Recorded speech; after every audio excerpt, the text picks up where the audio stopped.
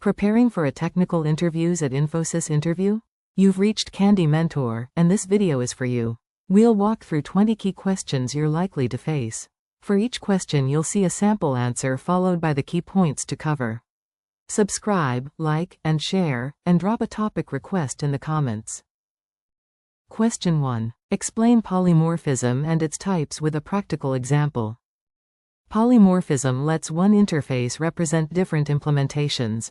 In Java, I can override a superclass method, overload methods with different signatures, or implement an interface differently. Runtime dispatch chooses the overridden method based on the actual object, while compile time overloading uses declared parameters. I use overriding for extensibility and interfaces for loose coupling. I also mention encapsulation because good polymorphic design hides implementation details. While answering, define polymorphism, distinguish compile time overloading from runtime overriding, explain interfaces and inheritance, and connect the concept to extensibility, loose coupling, method dispatch, and a practical object-oriented example. Question 2. How would you find duplicate elements in an array efficiently?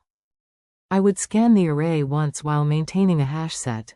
For each value, I check whether it already exists. If so, I report it, otherwise I insert it. This gives average O, n, time and O, n, additional space. If memory is restricted, I can sort the array first and compare adjacent values, paying O, n log n, time. I would clarify whether the interviewer wants each duplicate once or every repeated occurrence. Make sure to cover the hash set approach, time and space complexity, handling repeated occurrences, constraints on values, sorting as an alternative, and how you would explain the solution before coding and testing it. Question 3. What is the difference between an abstract class and an interface in Java? An abstract class represents a shared foundation and can contain instance state, constructors, concrete methods, and abstract methods. An interface defines a contract that unrelated classes can implement, and Java allows a class to implement multiple interfaces.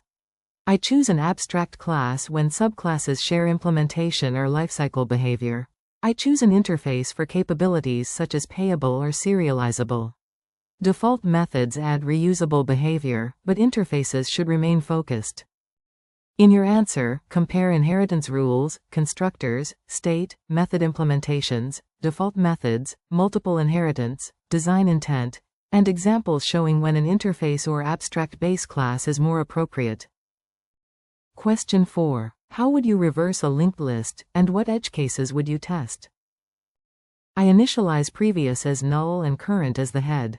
During each iteration, I save current, next, point current, next to previous, then advance previous and current.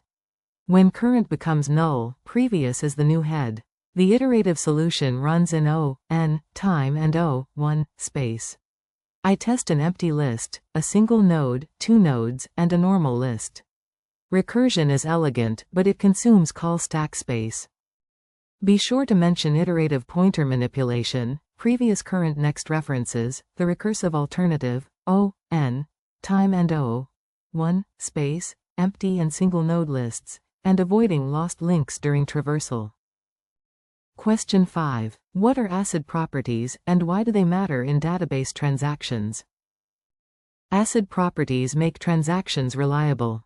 Atomicity ensures all transfer steps succeed or none do.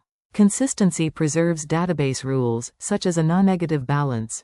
Isolation prevents concurrent transactions from producing incorrect intermediate results, while durability ensures committed data survives failures. For a bank transfer, I debit one account and credit another inside one transaction, then commit only after both operations succeed. Appropriate isolation improves correctness, although stronger levels can reduce concurrency. While answering, define atomicity, consistency, isolation, and durability, explain commit and rollback, mention isolation anomalies, and use a transaction example such as transferring money between two accounts. Question 6. How do indexes improve database performance, and when can they hurt it? An index is an additional data structure that helps the database locate rows without scanning the entire table. B-tree indexes support equality and range queries, while hash indexes mainly support equality. I consider column selectivity and query patterns, and order composite columns according to common filters. Indexes speed reads but consume storage and slow inserts, updates, and deletes. I verify their value with execution plans rather than adding them blindly. In your answer, explain B-tree or hash indexes, lookup complexity, selectivity, composite index ordering, write overhead, storage cost, query plans, and why indexing every column is not a good strategy. Question 7. What is the difference between a process and a thread? A process is an independent program instance with its own address space and resources. A thread is an execution path within a process. Threads share memory and files, making communication faster but synchronization necessary. Processes provide stronger isolation, while threads are lighter and useful for concurrent work such as serving requests. I protect shared state with locks or safer concurrency primitives. The choice depends on performance needs, failure isolation, and workload characteristics. Make sure to cover memory isolation, resource ownership, scheduling, communication cost, concurrency, synchronization risks, context switching, and examples where multiple threads within one process are beneficial. Question 8. Explain deadlock and the conditions required for it to occur. Deadlock occurs when threads wait indefinitely for resources held by one another. The 4 necessary conditions are mutual exclusion, hold and wait, no preemption, and circular wait. I commonly prevent it by acquiring locks in a consistent global order, keeping critical sections short, or using timeouts. Systems can also detect cycles and recover by aborting work. In interviews, I distinguish prevention from avoidance and explain the trade-off between safety and concurrency. Be ready to describe mutual exclusion, hold and wait, no preemption, and circular wait, then discuss prevention, avoidance, detection, recovery, lock ordering, and a realistic multi-threading example. Question 9. How would you explain normalization, and when might denormalization be justified? Normalization organizes data to reduce duplication and modification anomalies. First normal form requires atomic values, second removes partial dependency on a composite key, and third removes transitive dependency. A normalized order schema might separate customers, orders, and products. I denormalize selectively for read-heavy reporting or low-latency queries, perhaps storing a calculated total. That improves reads but creates consistency and update complexity, so I document ownership and refresh rules. Focus on reducing redundancy, functional dependencies, first through third normal forms, update anomalies, join costs, read-heavy workloads, reporting requirements, and maintaining consistency when deliberately duplicating data. Question 10. What is the difference between TCP and UDP, and where would you use each? TCP is connection-oriented and provides reliable, ordered delivery through acknowledgements, retransmissions, flow control, and congestion control. UDP is connectionless, has lower overhead, and does not guarantee delivery or ordering. I use TCP for web APIs, file transfer, and database connections where correctness matters.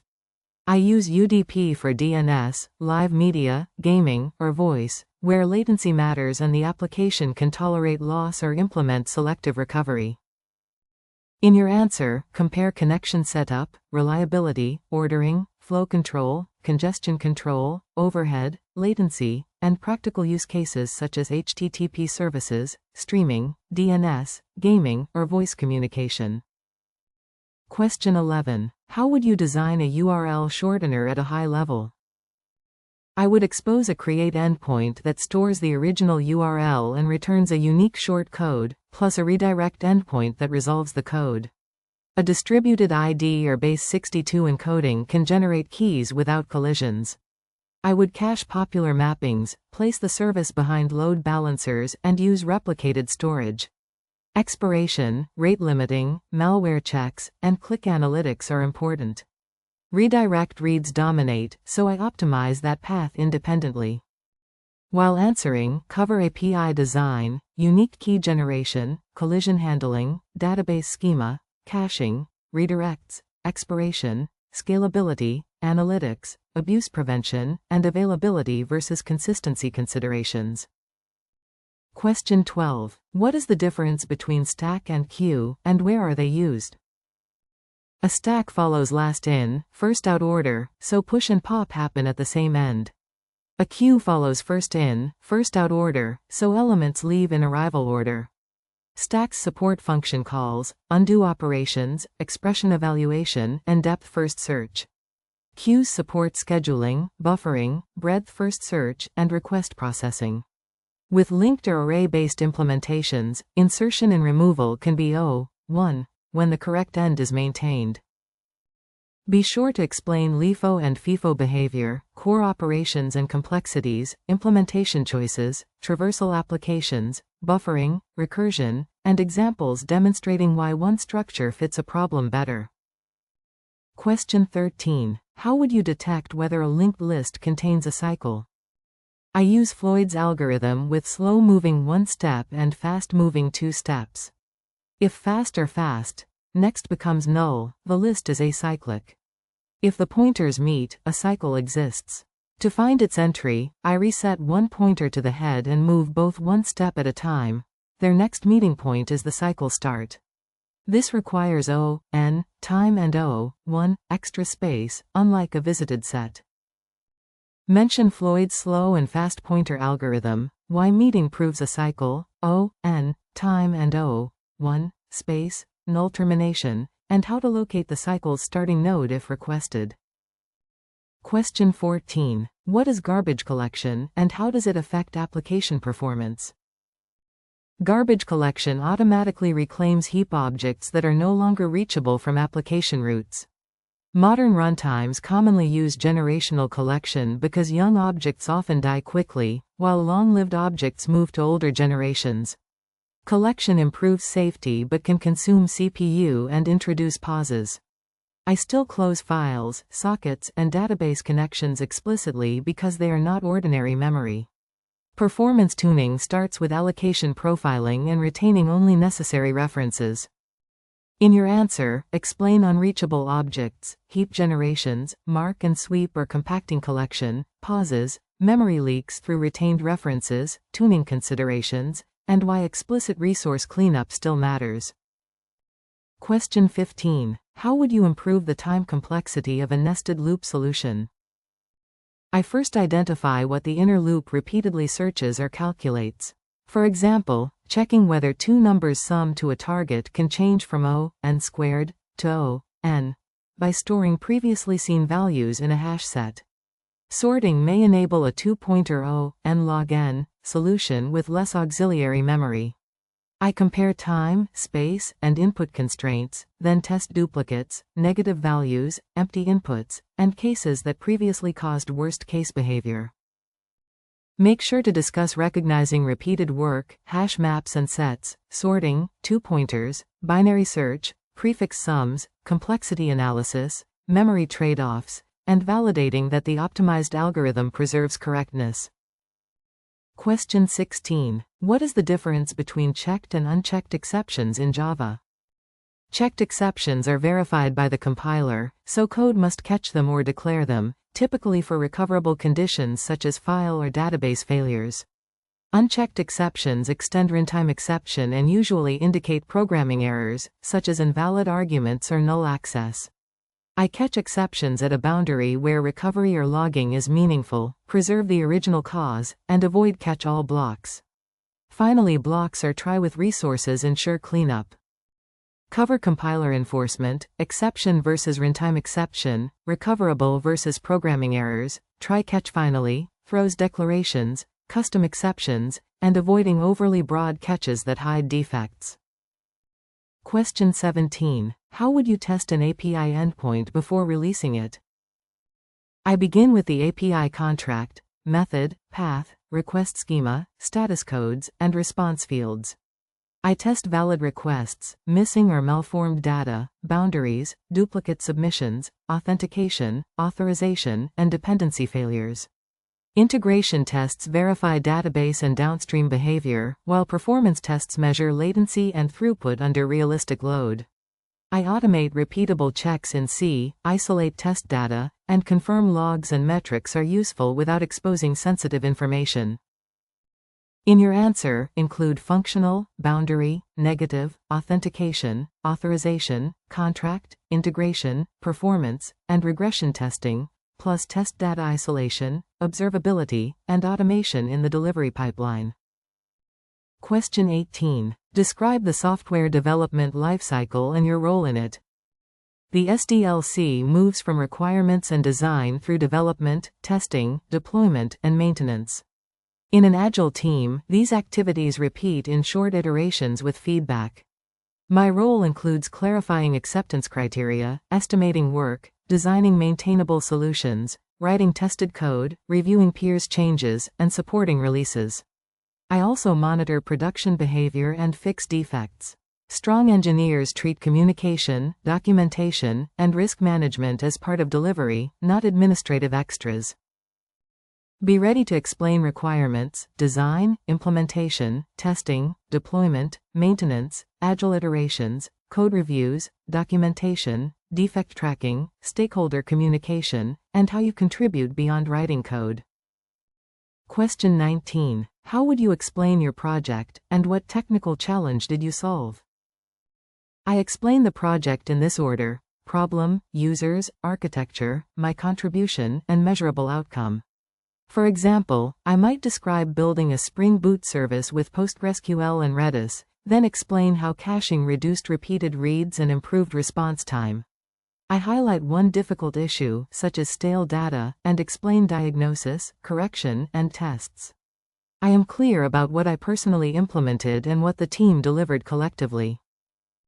Focus on business context, your individual contribution, architecture, technology choices, measurable impact, difficult trade-offs, debugging process, testing, and lessons learned rather than giving a vague team-level summary. Question 20. Why do you want to join Infosys, and how would you contribute as an engineer? I am interested in Infosys because it combines large-scale client problems with opportunities to work across domains and modern technologies. My strengths are solid programming fundamentals, structured problem-solving, and willingness to learn unfamiliar tools quickly.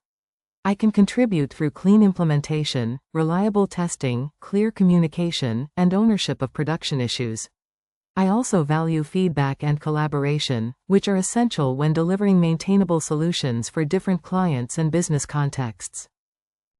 In your answer, connect Infosys consulting and delivery work, large-scale client projects, continuous learning, adaptability, teamwork, domain understanding, technical strengths, and a specific contribution you could make from day one.